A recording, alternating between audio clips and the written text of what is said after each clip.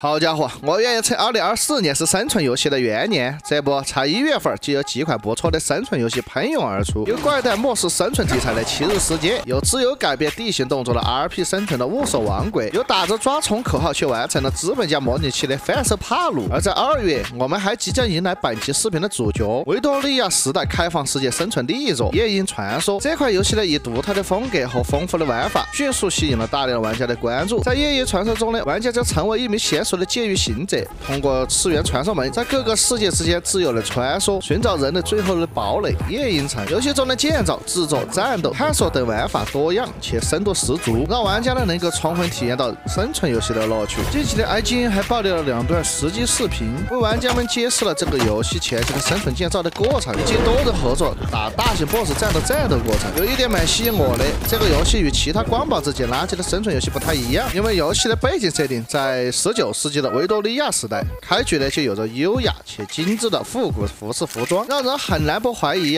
这个左手拿着的浆果的袋子，难道都是上等丝绸制造的吗？还没说一下，这个游戏开发组是非常重视这个游戏的视觉体验。游戏最初呢是采用虚幻4引擎开发的，当虚幻5引擎出来后，又把整个游戏迭代为了虚幻5引擎，所以呢整个游戏的画面表现这方面是真的没得说。不仅仅是画面，这种特别的哥特式维多利亚风的美术也是该游戏的重要环节。不管是游戏整体的场景、建筑风格、各种室内的摆件、人物的配饰以及全身的服装，全都采用了这种特色的维多利亚风。另外呢，在这种基础上还增加一些奇幻的元素，感觉制作组织专门给玩家准备了这么一个童年幻想的奇幻世界，让每个玩家在这个世界中呢都可以来一场奇妙且难忘的冒险之旅，相当于把这个游戏打造成了一个独一无二的艺术作品。对于这个虚幻5引擎最难解决的优化问题，从视频中的展示效果来看，师傅的优化这块也做得还不错。游戏的前期咱们可以采集、砍树、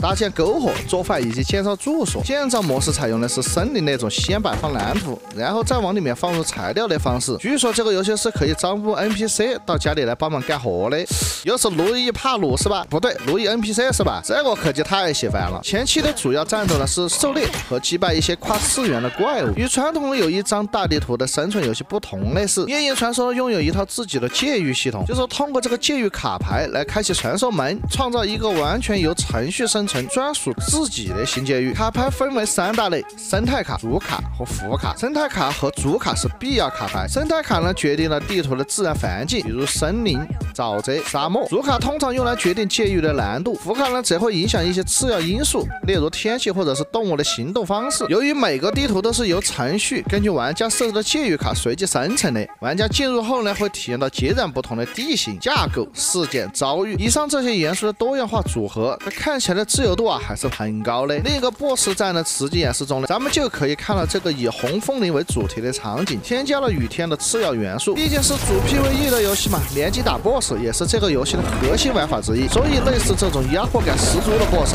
我想应该是管够的。通过 BOSS 战，咱们还可以看到这个游戏的武器方面，近战远程呢都可以自由选择，冷热兵器呢好像还融合了法术效果。近战武器呢带有2个魔法元素的技能，一个辅助系，一个战斗系。辅助系呢，比如斧头可以给自己治疗，锤子呢可以远程复活队友，战斗系貌似是一个远程的魔法攻击，只是这个攻击的反馈特效嘛不是特别的明显，反复看了几遍呢才能看出是武器的技能。至于远程嘛，画面的出现呢是左轮枪，实际远程武器的种类肯定远远不止这些。工具类我目前能看到的采矿镐、鱼竿、斧头，还有观察用的望远镜，以及一个非常特色用于高空滑翔的魔法伞，这还挺有意思的。小时候咱们不都是这样幻想过的吗？这个用伞滑翔也是深深戳中了我的童心。目前呢，这个 BOSS 战一共出现了4个人联机，但实际上这个游戏是支持6人联机的，多人玩法肯定还值得深挖。这个游戏之所以有这么多新奇的创意，主要的原因是这个游戏的开发团队了，大多数都是来自 BioWare， 他们有着丰富的3A 游戏开发经验，以前参加过《搏斗之门》、《龙腾世纪》、